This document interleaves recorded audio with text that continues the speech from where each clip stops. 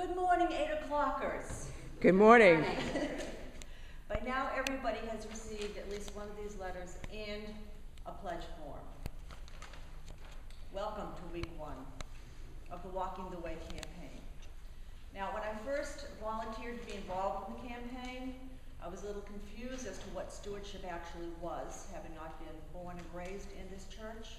So I looked it up. I looked at the Merriam-Webster dictionary first, and it said stewardship is the activity or job of protecting and being responsible for something. Okay. Then I went to the episcopalchurch.org, a little bit more lengthy. Stewardship is about being grateful, responsible stewards of the gifts we receive from God. The Episcopal Church sees stewardship as more than simply contributing money to the church. It's also about contributing time and talents and volunteering for ministry and mission. It's about reaching out to build relationships from a perspective of abundance rather than scarcity. Okay, so this is all pretty new to me. I was raised in the Roman Catholic Church where most sermons were about sin, guilt, and money. Some of you can relate to that.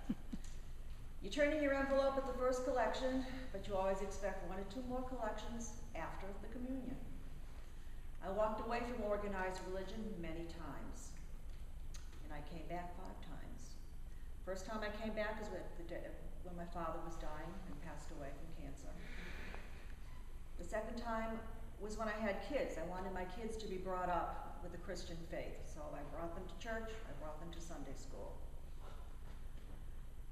My mother had Alzheimer's disease, consequently died of that. That was trying, to say the least. Then my son was in a serious car accident when he was 14 years old. Brought me back to church. Then, I think it was around 2003, there was a period of upheaval and scandal in the Catholic Church, and I was tired of the hypocrisy, and I was tired of the rules, and I walked away. My focus was primarily my family and my career. I forgot about God. Then, maybe a year or 2 later, I was in crisis. Now, I took some notes here, and when I wrote down crisis, I made it in all capital letters. I was in serious crisis.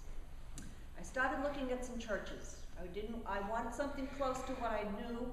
I looked at Lutheran, I looked at Episcopal. I came to St. Andrew's. Beth was relatively new here. But this is where I found my sanctuary. I started coming every Sunday. I'd walk in feeling hopeless and helpless, and I would leave feeling inspired and hopeful. St. Andrew's has helped to transform my life.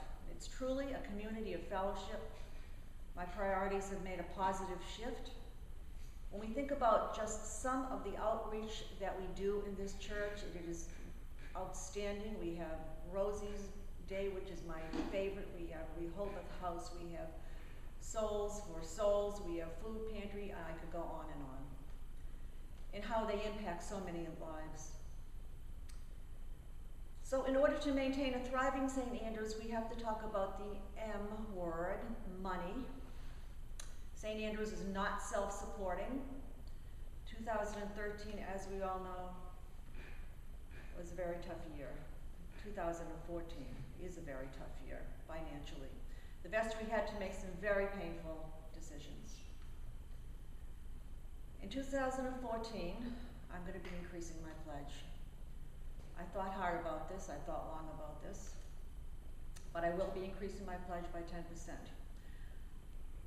I want to talk a little bit about the 3 G's that brought me to my decision.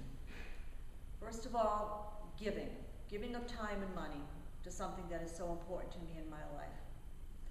Second is gratitude. I often talk about the attitude of gratitude while I have it. And the third is glory, because the fact is giving is a form of worship and glorifying God.